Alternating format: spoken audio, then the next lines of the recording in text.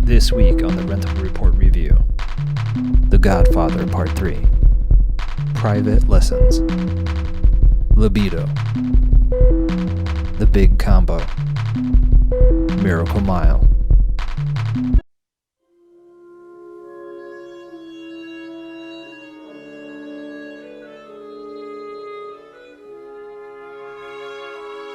There seems to be a very specific subset, archetype of mastered creator, which, aside from all the other sort of routes that one could go down, choose at a certain point to start engaging with the existential qualities of the practice in which they're engaging.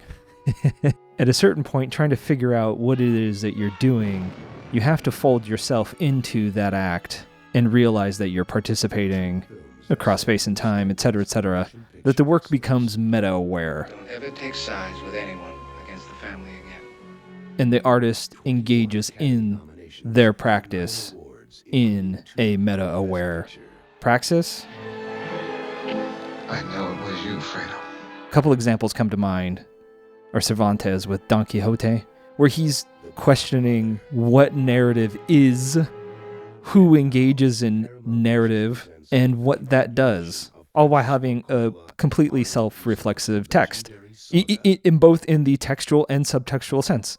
Not long after, Diego Velázquez. Specifically, a lot of people talk about Las Meninas, where he's literally painting himself into the painting, in the act of painting, before an audience that he knows is currently watching as he's painting, and will be watching the painting after the painting is finished, and uniting himself and the viewer across time in that moment. Francis Ford Coppola, I think is one of those masters. I killed my father's son.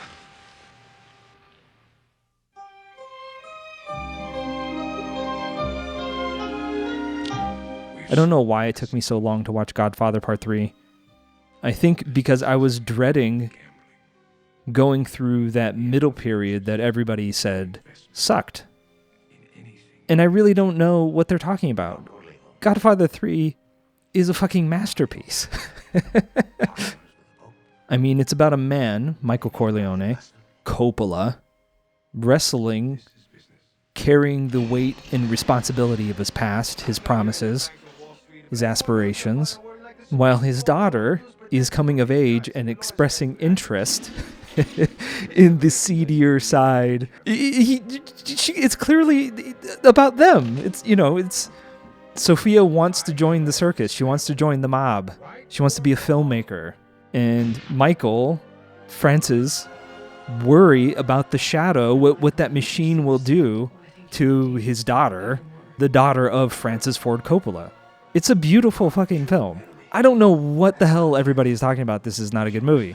I was riveted the whole time. If every drug pusher in this room would have dropped dead, I would be the only one alive. I give The Godfather Part 3 5 fucking stars. He can live or he can die, you understand? He clearly had seen a lot of Kurosawa by this point. I'm sure revisiting it as he was, growing a relationship with him. I mean, Pacino himself looks like he could be in a Kurosawa film. Shout out to Talia Shire in this movie. I finally understand Andy Garcia. I honestly didn't get him in any other movie, and this one made me an Andy Garcia believer, and I now need to go watch more movies with Andy Garcia. And Sophia. She does so much with just a little snarl. I could see why Andy Garcia's character would do what he does. I don't know if she always works in every scene, but it doesn't make sense to have anybody else in this role. When they come, I don't know what version of this that I watched was, but I don't think it matters. I just think people were on some stupid shit. This is a great movie.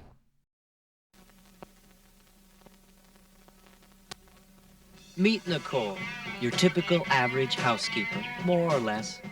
What an utter disappointment this movie was. I mean, how do you fuck this up? Please stay away from the car I just washed. Sure. And meet Philly, a fast learner, curious, eager to find out things they don't teach in school.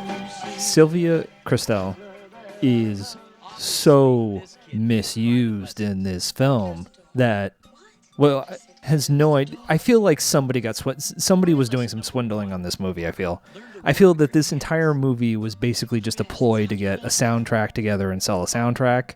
Got a couple of people that were maybe floating through television that wanted to put a movie together. Somebody said they had a script and an idea. They threw a bunch of scenes together, waved their hands a couple times, said, "Don't worry, we're going to make money on it, no matter what."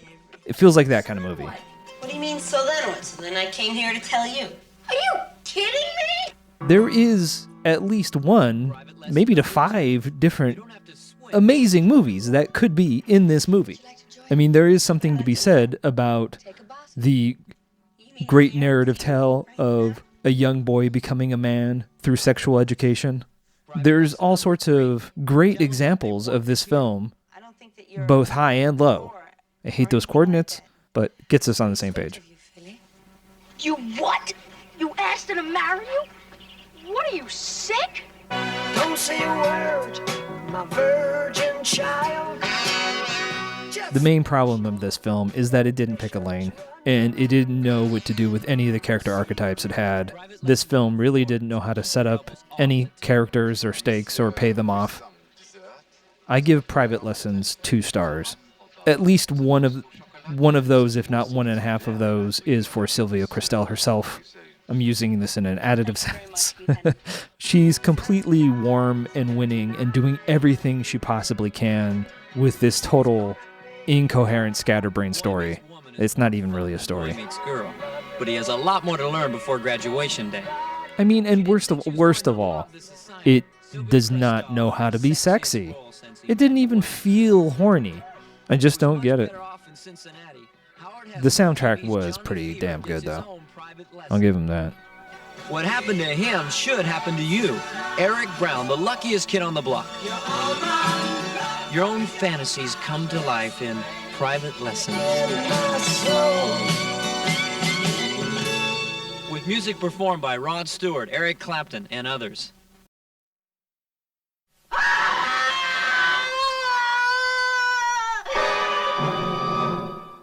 I was about to say I don't quite know what it is about these specific psycho thrillers from Italy that don't quite hit for me, but I think what it is the application of pop Freudian psychology, these intense, violent, classical tragedies, with a flair for the dramatic through opera. These performances are heightened, not so much in this film, but to a almost self-parody. Anyway, all that to say, as an early work in what would later evolve into, I guess, Italian Giallo, this film is very moody. There's some Antonioni. There's definitely the ever-present reaction to Hitchcock, who has done some of his most totemic work at this period. So there's a sort of international arms race to vie for that audience. And I think what Libido has in terms of hypnotic lure through cinematography, it lacks in clarity. Working in an older sort of theatrical mode really places the film in such a specific time and place. I think it works. I just feel like they're trying to milk the suspense a little too much at times, and a lot of the revelations viewed from our perspective seem either obvious or comical in their psychological assertions. I give Libido 3.5 stars. It is a lot of fun. I'm just nitpicking, really. Giancarlo Giannini is so good in this. Alan Collins, l'ambigua figura del tutore. The cinematography is beautiful. I mean, look at this. There's just 2 eras, maybe at odds with each other? I don't know. There's a certain tension that's maybe not up my alley. I don't know. Or maybe I just have to be in the mood for. Or maybe I just have to watch more. Libido.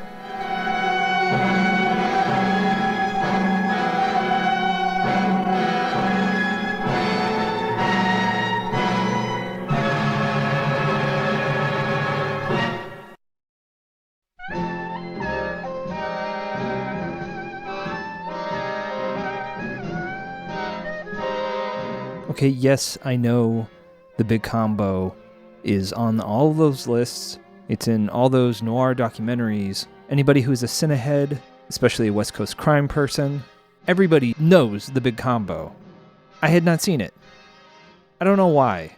I mean, I kind of know why. I thought the detective story was an old type of story for a long time. Look, I came into filmmaking through the visual side. I wanted to be a visual effects artist, figured out I wanted the ultimate power trip to become the director in charge of the whole dang thing. And I approached directing very much from a visual perspective for a very long time. I don't know why I'm going through the autobiography. Long story short, I love this American noir period. But it wasn't until I saw Altman's The Long Goodbye that I realized, oh, you idiot, these were contemporary. The detective story is contemporary. But I think the detective story benefits from mileage. It benefits from life experience, both from those that are making it and those that are watching it. Because I think at its heart, the detective story is about following the true course and not giving in or giving in to temptation in order to bring in the criminal. What will the detective go through? What will he or she bend along the way in order to do that? It's not necessarily to the law, it's to the code. But I think these films, and I think The Big Combo specifically, benefits from having struggled in your life. I give The Big Combo 4 stars. It is extremely inventive in both its cinematography and some of its action set pieces. I don't want to give anything away because I was shocked a number of times. It's also interesting to note that this is the same year that Kubrick does Killer's Kiss, which is just interesting to consider the two emerging perspectives where Kubrick is veering more towards the documentarian. Just let me go by myself. Jean Wallace just smolders in every frame she's on screen. Where would I go? She gives a very deep performance with, a lot of the characters are on just this side of believable. It's a choice. Anyway, yeah, so where younger me would have been in love with the visuals, older me loves the visuals and feels a little heartachy watching it. I don't want to see the fights. I'm hungry. If you like stylish detective thrillers, this one's for you. If you like tragic romance love triangles, this one's for you. Mr. Brown says to keep her happy. Call a cab. There's elements of this in Michael Mann, a lot of crossover if you like Sam Fuller, and, just pretty much any detective thriller that takes place in Los Angeles.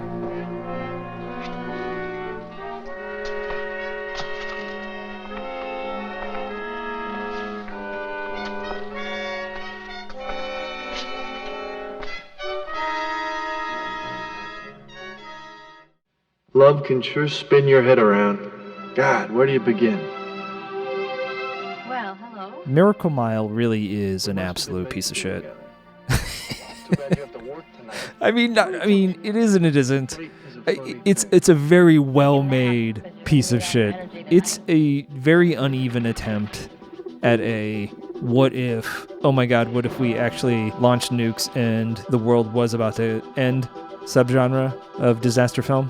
It appears that somebody once again ran through the supermarket of film ideas and grabbed a whole bunch of stuff off the shelf and didn't really try to think about how they actually fit together. I mean, this movie has all the elements that it would need. It just doesn't serve any of them up in any sort of plausible way. I mean, I guess maybe that's kind of what makes this a little bit more of a nightmare. I don't know if the movie totally knows what lane it's in. The film seems like it's trying to be earnest in both its plausibility and its emotional resonance, but it really strains credulity on both fronts. Don't hurt me, man. I got Nakamichi Pioneer. I got everything. It should really be a fun midnight movie at the very least, but it takes itself way too seriously and really suggests that wouldn't it be better if we killed ourselves with nukes? I don't know, maybe if you're into the end of humanity, this one might be up your alley. I don't know. But even then, it makes a horrible argument. And I think there could be a good movie in that. I love Lars von Trier. I've seen versions of that. I give Miracle Mile 2 stars.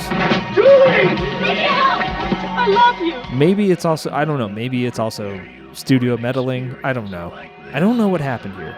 It's a strange artifact. That's why I can't completely dismiss it? I don't know. I guess maybe if you like Anthony Edwards, watch this.